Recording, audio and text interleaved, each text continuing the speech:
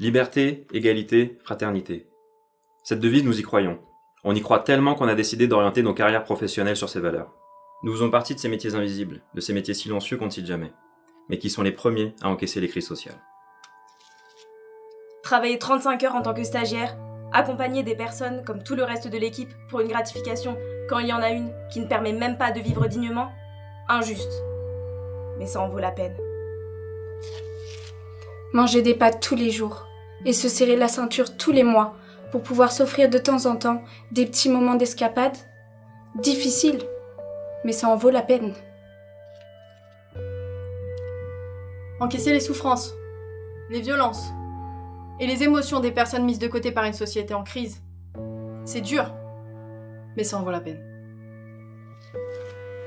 Signer pour une formation, faire les sacrifices nécessaires pour compléter les exigences des centres de formation, et en cas d'échec, devoir repasser l'ensemble de la formation? Non. Liberté, égalité, fraternité. Nous travaillons au quotidien pour ces valeurs. Et aujourd'hui, on accepte de sacrifier une génération entière de futurs travailleurs sociaux. Pour vous expliquer, les futurs travailleurs sociaux qui passent leur diplôme en 2020 n'ont pas le droit à l'erreur. Aucun rattrapage n'est prévu pour eux. C'est soit ils réussissent, soit ils recommencent l'ensemble de leur formation, c'est-à-dire 3 ans. Mais d'où? À quelle heure? À quelle heure on va demander à des étudiants de recommencer les 3 ans? Tout ce qu'ils ont fait là, on fait quoi? On efface tout et on recommence? Ces invisibles, c'est Michael, Audrey et Sophie. C'est ton frère, ta sœur, ton cousin, ta tante. C'est la personne que t'as croisée dans la rue. C'est la personne qui s'occupe de ton petit cousin éloigné un peu chelou. Ces invisibles contribuent par leur action à la solidarité nationale, à faire en sorte que s'il t'arrive quoi que ce soit dans la vie, que tu puisses bénéficier d'un soutien, que ce soit ponctuel ou quotidien. Notre demande est simple.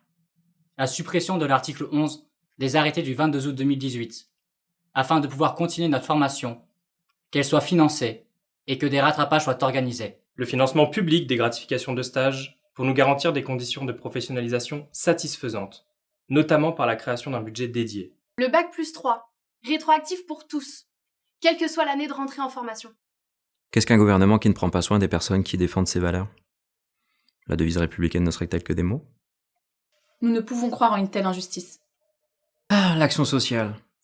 On se demande toujours ce qu'elle fait. On se demande toujours pourquoi on la finance. Ce qui est sûr, c'est qu'on voit quand elle est plus là. La liberté n'est pas morte. L'égalité n'est pas morte. La fraternité n'est pas morte. Ensemble, agissons pour faire bouger les lignes.